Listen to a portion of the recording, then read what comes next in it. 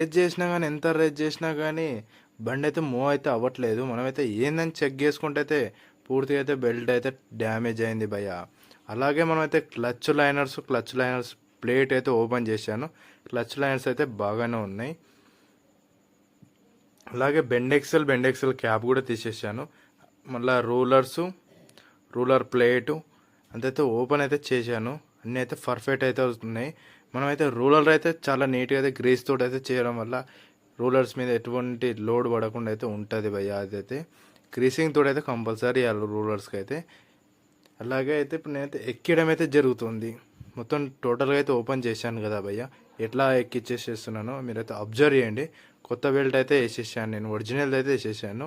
Bando కంపెనీలో ఉంటాయి, మనమైతే ఒరిజినల్ అయితే తెచ్చేసేసాం. అలాగే ఎక్కించేటప్పుడు గ్రీస్ అయితే పెట్టేసినాము. నచ్చితే లైక్ షేర్ సబ్స్క్రైబ్